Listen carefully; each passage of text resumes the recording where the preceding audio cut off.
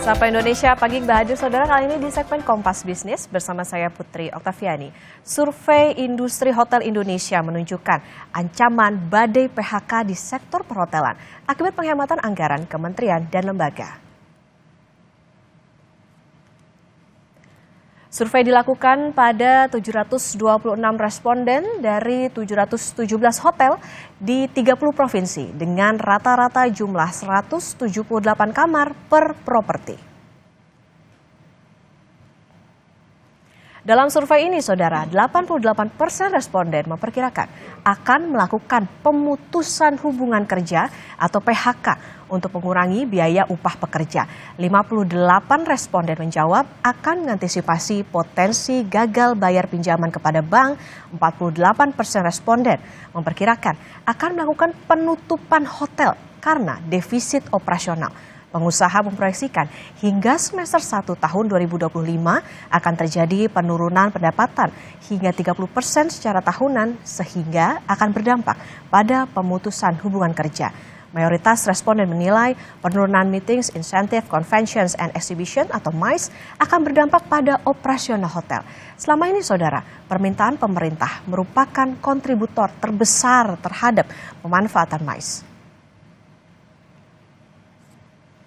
Sejak pemerintah memangkas anggaran kementerian dan lembaga, 50% responden melaporkan kerugian pendapatan melebihi 10% pada November 2024 dibandingkan tahun sebelumnya. Situasi secara bertahap buruk dan pada Januari 2025, lebih dari 30% responden melaporkan mengalami kerugian pendapatan melebihi 40% dibandingkan tahun sebelumnya. Industri perhotelan terkena imbas pemangkasan anggaran pemerintah. Efisiensi anggaran berpotensi mengurangi pendapatan perhotelan hingga 80% dan berpotensi berdampak pada PHK karyawan hotel. Kebijakan efisiensi anggaran sebagaimana instruksi Presiden Prabowo Subianto yang berdampak pada anggaran perjalanan dinas membuat pelaku bisnis perhotelan menjerit. Pasalnya, hampir 60% pendapatan industri perhotelan berasal dari aktivitas perjalanan dinas pemerintah. Di Jawa Barat, tercatat sepanjang Maret 2025 rata-rata okupansi hotel tak lebih dari 30%. Meski sempat meningkat saat musim libur lebaran, namun tetap tak sebanding dengan biaya operasional dan gaji karyawan. Di Makassar, Sulawesi Selatan, sejumlah hotel mulai merumahkan karyawan karena pendapatan yang menurun drastis tak mampu menutup biaya operasional yang tinggi. Okupansi hotel bulan Maret ya Pak, dari tanggal 1 sampai tanggal 31 Maret rata-rata di Jawa Barat tuh kurang lebih 26,64%. Dari tanggal 1 sampai tanggal 31 Maret. Kami sudah tidak bisa apa-apa, mungkin ke depan setelah bulan April ini, kalau memang tidak ada perbaikan, okupansi tetap di bawah 20%, ya, itu kemungkinan yang paling buruk sama sekali yaitu ada efisiensi pengurangan karyawan. Dan kondisi sekarang untuk bisa survive dalam mengelola operasional 3 bulan aja nggak mampu. Ya, ini kemarin ini hotel-hotel masih sedikit bisa ada kelegaan karena dia masih ada saving kemarin kan di bulan Desember kemarin. Nah, ini udah habis nih, apalagi ini di bulan April tidak ada lagi kegiatan bukber. Hanya berharap kondisi yang ada dan kondisi yang ada tidak ada kegiatan pemerintah akan repot. Jadi Sekjen PHRI Maulana Yusran bilang, menurutnya agenda perjalanan dinas pemerintah sangat berpengaruh. PHRI juga tak sepakat jika pemerintah minta pelaku industri perhotelan mencari target market lain untuk cegah gelombang PHK.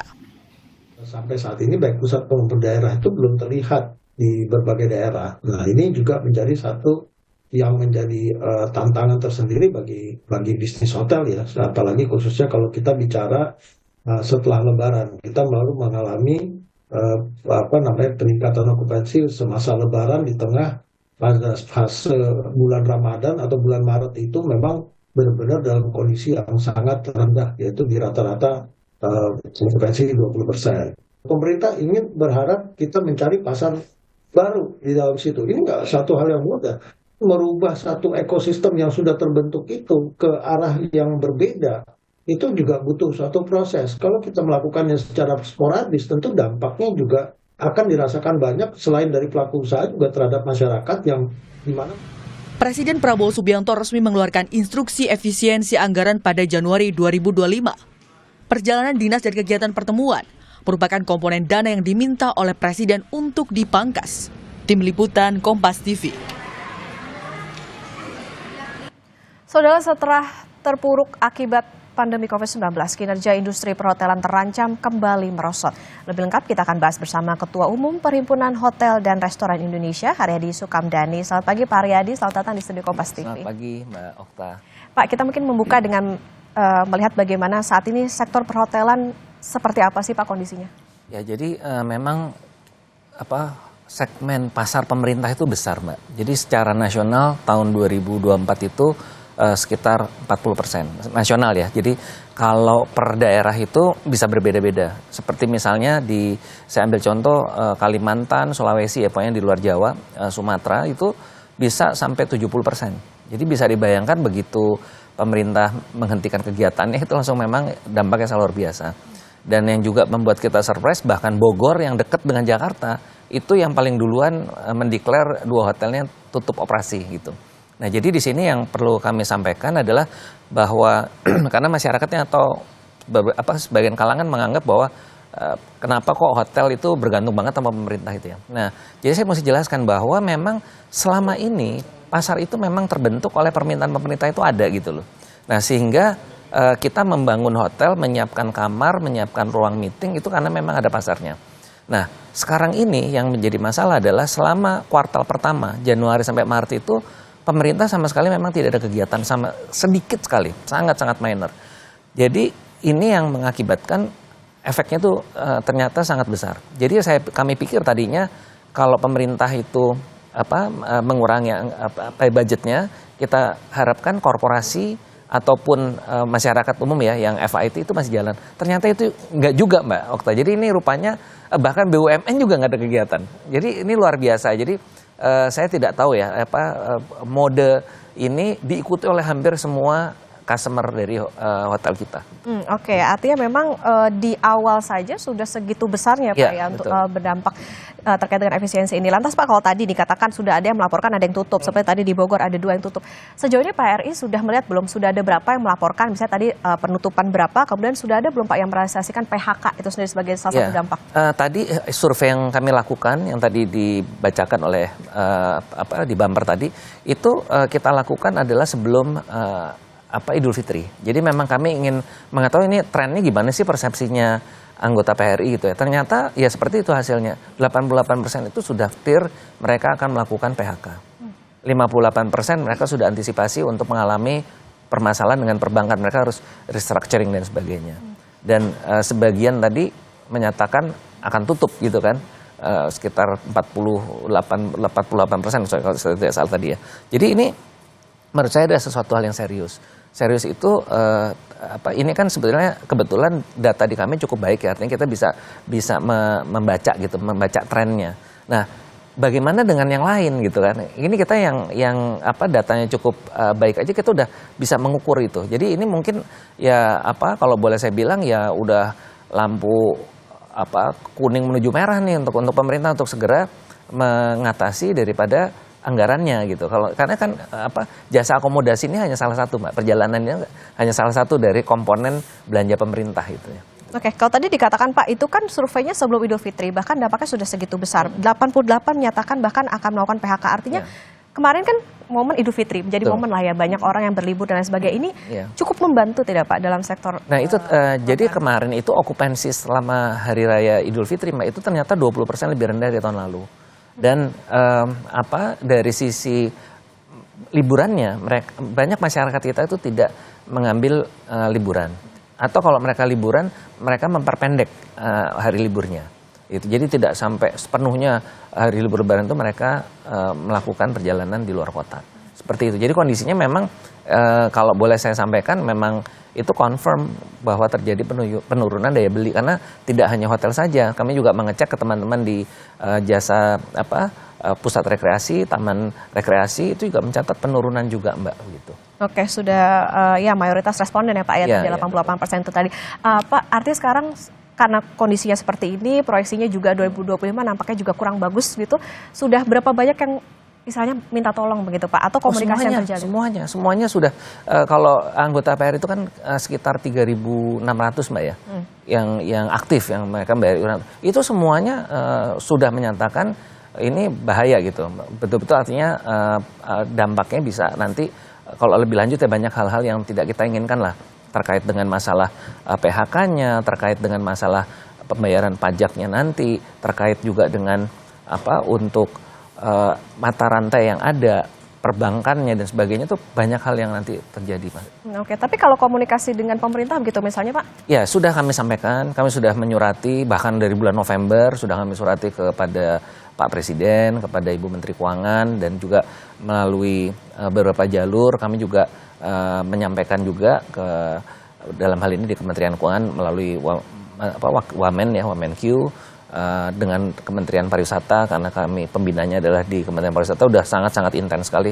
Teman-teman di Menteri Pariwisata sudah paham sekali masalah ini. Oke, artinya memang sudah ada dorongan tadi dari 3.600 anggota PHRI. Sudah ada respon belum Pak dari pemerintah terkait hal ini? Jadi yang kita belum, responnya adalah disampaikan perkiraan itu bulan April akan mulai dilakukan untuk spendingnya ya, mulai anggaran belanja akan mulai diturunkan. Nah, tetapi kalau kami mengkonfirmasi dengan beberapa kementerian lembaga, ya mereka jawabannya gini, Pak kayaknya nggak mungkin di April deh, ini bisa-bisa Juni nih gitu kan. Jadi kita nggak tahu nih, dan itu juga seberapa efektifnya. Karena kemarin waktu kami pertemuan dengan teman-teman daerah juga lucu ininya, konfirmasinya kan saya tanya teman-teman daerah ini gimana, kan yang dilakukan pemotongan anggaran sampai 50% perjalanan dinas kan di kementerian lembaga.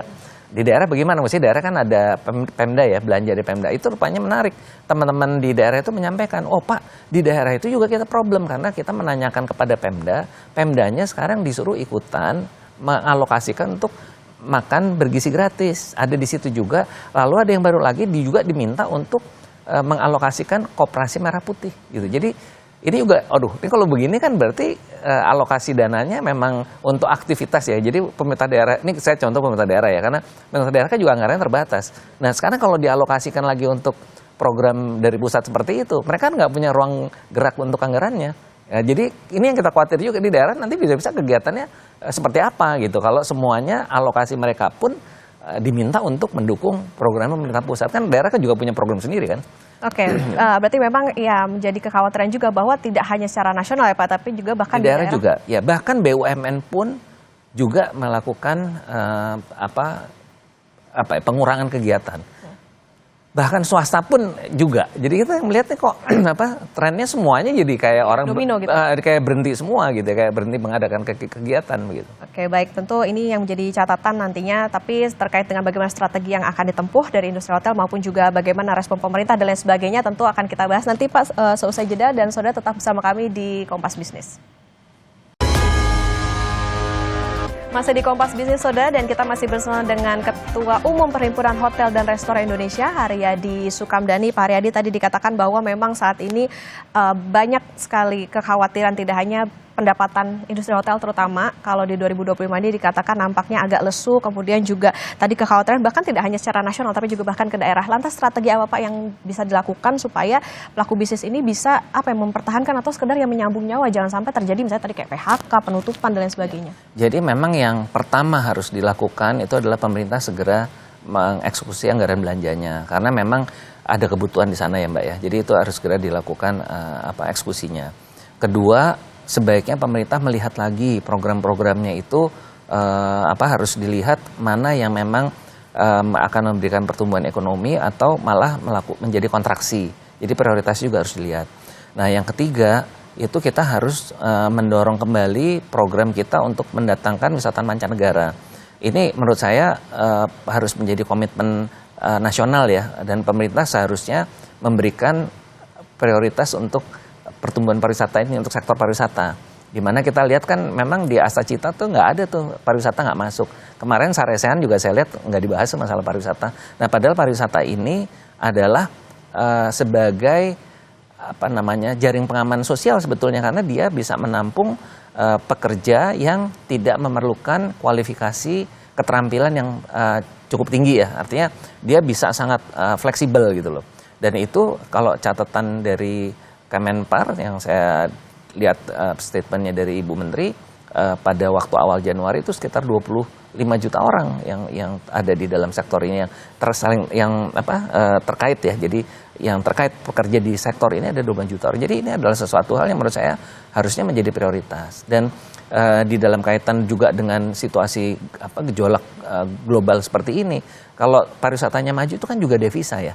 Gitu. Jadi ini juga kita harap bahwa yang poin ketiga adalah pemerintah memang harus segera kita serius mendorong ini untuk terjadinya peningkatan pertumbuhan pariwisata, karena negara-negara tetangga kita semuanya udah maju semua, Malaysia, Thailand, Vietnam, sekarang kalau Singapura udah jelas ya, Kambodia juga udah mulai naik. Jadi kita ini jadi relatif stagnan gitu, bahkan tertinggal sudah. Oke, artinya begini Pak, berarti pengusaha melihat bahwa pemerintah belum memberikan perhatian khusus gitu untuk sektor pariwisata. Saya lihat begitu ya, kenyataannya selama kita merdeka nih, udah mau 80 tahun ya, pariwisata itu hanya sebagai aksesoris aja gitu. Kita lihat dari kelembagaan kementeriannya juga dia tier 3, kewenangannya terbatas, anggaran terbatas, dan juga di dalam hal untuk prioritas programnya kan juga nggak terlihat. Oke, Pak, kalau dalam survei yang diberikan oleh PRI juga, ini kan selain resiko PHK, ini ada kredit macet bahkan sampai menutup hotel. Apakah artinya akan ada efek domino yang bisa dikatakan secara sistemik ini ketika hotel ini berada di titik yang kritis begitu, Pak? Iya, ya pasti akan banyak. Dan jangan lupa bahwa tidak hanya itu saja, Mbak, kan kita mata rantainya juga luas. Kita melibatkan dari sektor pertanian, dari sektor UMKM dan sebagainya kan. Itu kan semua kan mata rantai yang juga mensupport daripada kegiatan di hotel ini itu sendiri, seperti itu. Oke, artinya kalau dalam sekarang Pak, kalau dilihat kondisinya saat ini apa yang paling penting atau yang akan ditempuh oleh pengusaha terutama untuk bisa menyelamatkan industri hotel itu sendiri? Ya, sekarang ini memang kita melakukan apapun ya Mbak. Ya misalnya kita menyasar kepada segmen korporasi, kepada segmen individualnya macam-macam Mbak. Ada yang wedding, ada yang ulang tahun lah kayak gitulah, pokoknya yang sifatnya individual. Atau juga terkait dengan kegiatan komunitas, termasuk di sini misalnya wisuda atau pertemuan-pertemuan organisasi, partai politik, dan itu kita lakukan. Tapi Mbak, itu jumlahnya kecil gitu loh, nggak bisa menggantikan serta-merta dari pasar pemerintah yang hilang tadi. Makanya ini tadi saya sampaikan yang paling cepat harus dilakukan adalah segera anggaran belanja itu dieksekusi. Karena memang ada kebutuhannya. Kami kan juga sering berkomunikasi dengan teman-teman kementerian lembaga ya. Mereka juga bingung gitu karena mereka juga banyak program, mereka juga nggak bisa jalan gitu. Seperti itu. Berarti artinya ada utak-atik anggaran yang dirasa kurang tepatkah gitu Pak? Terutama ini juga bisa memukul sektor seperti tadi itu. Jadi saya hanya bisa menduga ya, saya nggak bisa, tapi saya menduga otak-atiknya ini tadi untuk program-program yang menjadi program unggulannya atau program kampanyenya presiden kan gitu kan, jadi arahnya ke sana, jadi semua akhirnya kan harus mengikuti. Nah makanya dipotong anggarannya. Kalau dipotong kita bisa memahami lah, namanya anggaran kan tuh haknya pemerintah. Tetapi yang kita minta di sini adalah kalau sudah memang udah jelas dipotongnya seperti apa ya segera aja dieksekusi. Karena tadi saya sampaikan kuartal pertama itu sama sekali kegiatannya sangat-sangat minim sekali. Jadi nggak boleh dibilang tadi makanya sampai ada yang tutup tuh karena memang dia sangat tergantung kepada pasar pemerintah dan nggak ada sama sekali kegiatan pemerintah. Oke, kalau dengan adanya efisiensi ini apa sih Pak situasi yang paling sulit yang dihadapi oleh pengusaha saat ini? Operational cost-nya kan tidak mungkin tercover ya Mbak ya, itu udah pasti. Nah, di luar kita kalau udah seperti itu sulit karena antara uangnya masuk ya, cash inflow-nya sama outflow-nya udah nggak sebanding sama sekali. Jadi memang sangat rasional tadi kalau disampaikan ada 48% kalau saya nggak salah tadi ya, itu mau tutup gitu karena memang dia nggak mungkin. Nah tapi kan masalah tutup juga nggak menyelesaikan masalah, emang dia nggak punya kewajiban yang lain misalnya gitu kan, kewajiban perbankan atau kewajiban hal-hal yang lain lah yang mesti mereka selesaikan. PHK juga menurut saya bukan solusi yang simpel juga karena kan emang nggak mau dikasih pesangon tuh yang di PHK kan juga nggak sesimpel itu. Jadi banyak hal yang menurut saya menjadi problem nanti akhirnya ini bisa menjadi berakibat ke sektor-sektor lainnya. Kayak ada dampak domino yang besar ya Pak Ya. ya. Nah, hitungan dari Perhimpunan sendiri Pak, ada dampak yang signifikan akan terjadi kapan sih Pak? Kalau tadi kan dikatakan kalau ya janji pemerintah bisa April mulai spending gitu. Ya. Kapan bisa terjadi? Nah, ini kan kita nggak tahu, Mbak. Karena tidak ada kepastian. Mau eksekusi mau kapan nih? Karena kalau dari pemerintah pusat bilang katanya April gitu kan, kalau dari Kementerian Keuangan April. Tetapi kalau kita cek kepada kementerian lembaga, mereka bilang, aduh kayaknya nggak mungkin deh April gitu kan. Paling cepat Mei, tapi itu juga tanda tanya. Sekarang aja udah April ya Pak ya? Ya kan April. Jadi kemungkinannya Juni. Nah Juni itu udah satu semester Mbak. Ya kan. Nah sekarang kembali lagi, apa yang akan terjadi? Masing-masing hotel punya daya tahan sendiri-sendiri Mbak. Ada yang memang mereka cukup punya backup keuangan yang cukup baik, dia mungkin bisa bertahan lebih panjang. Tetapi kalau dia nggak punya backup keuangan yang cukup, ya itu tadi kayak yang kejadian di Bogor, langsungnya tutup gitu. Nah ini saya lihat kemungkinan yang akan tutup akan lebih banyak lagi nih. Gitu. Ya tentu saya nggak berharap gitu, jangan sampai lah. Tapi kita harapkan memang paling tepat adalah segera aja pemerintah melakukan eksekusi untuk spending. Oke, antisipasi saat ini seperti apa Pak? Dari pengusaha? Antisipasinya ya sekarang ini yang kami lakukan adalah pertama tentu harus efisiensi di dalam dulu ya Mbak ya. Semua kita lakukan, penggunaan konsumsi listrik, air, belanja dan sebagainya itu kita lakukan udah seperti itu. Lalu kedua tadi kita mencari pasar-pasar yang masih mungkin kita bisa peroleh. Nah, mengenai pasar yang alternatif ini Mbak, tadi saya sampaikan itu juga tidak mudah kan, ternyata korporasi juga mengurangi kegiatannya, BUMN apalagi ikut-ikutan kan. Lalu juga kalau dari sisi masyarakat ternyata daya beli itu juga pengaruh Mbak. Jadi sekarang itu kita menjual misalnya paket wedding gitu, udah nggak bisa pakai situasi yang seperti tahun 2024.